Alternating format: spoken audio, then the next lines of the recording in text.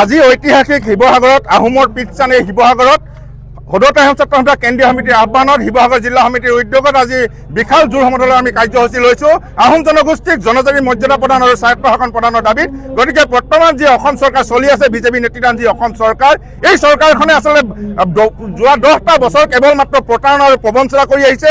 আহোম জনগোষ্ঠীক জনজাতিৰ মৰ্যাদা প্ৰদান কৰিম বুলি আচলতে শাসনৰ গাদীত বহা এই অসম চৰকাৰ ধৰা কেন্দ্ৰীয় চৰকাৰে কিন্তু আমাক আজিলৈকে কোনো ধৰণৰ বিশেষ পদক্ষেপ গ্ৰহণ কৰা আমি নেদেখিলোঁ। শেহতীয়াকৈ অহা 25 নৱেম্বৰত তেওঁলোকে এটা প্ৰতিবেদন দাখিল কৰাৰ কথা আছে। গতিকে এই প্ৰতিবেদনত আহোম জনগোষ্ঠীয়ে জনজাতিৰ মৰ্যাদা পাব পৰাকৈ যদি তেওঁলোকে প্ৰতিবেদন প্ৰস্তুত নকৰে আৰু শীতকালীন লোকসভা যি অধিৱেশন আছে এই অধিৱেশনত যদি কেন্দ্ৰীয় চৰকাৰে আমাক জনজাতিৰ মৰ্যাদা প্ৰদান কৰা যদি বিহিত ব্যৱস্থা গ্ৰহণ নকৰে, তেন্তে অহা 26ৰ নিৰ্বাচনত আহোম জনগোষ্ঠীৰ ৰাইজে এই চৰকাৰৰ বিৰোধী স্থিতি গ্ৰহণ কৰিব।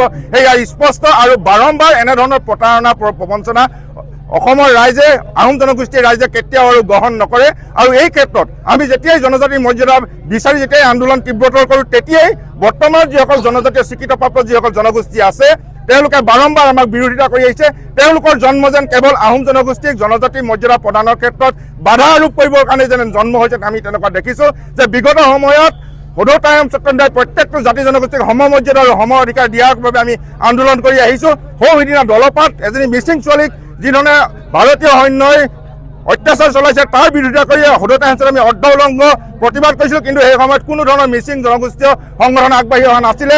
জোনমণি ৰাভাৰ মৃত্যুৰ উচিত তদন্ত বিচাৰি টংকেশ্বৰ ৰাভাৰ দৰে ব্যক্তি আগবাঢ়ি অহা নাছিলে।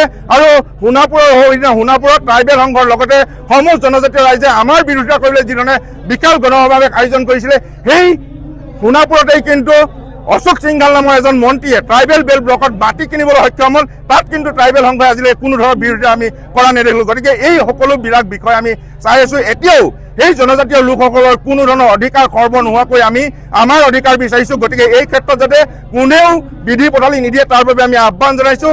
এইখন বৰ অসমত যাতে ভাতৃঘাতী সংঘৰ্ষৰ সৃষ্টি নকৰে সদতায়ন ছাত্ৰসন্থাই চৰম সকিয়ানি দিছে। আৰু কেন্দ্ৰীয় চৰকাৰ তথা অসম চৰকাৰক আহোম জনগোষ্ঠীক জনজাতিৰ মৰ্যাদা প্ৰদান কৰিব পৰাকৈ প্ৰতিবেদন দাখিল কৰক। লোকসভা শীতকালীন অধিৱেশনত জনজাতিৰ মৰ্যাদা প্ৰদান কৰিব পৰা বাস্তৱসন্মত পদক্ষেপ গ্ৰহণ কৰক।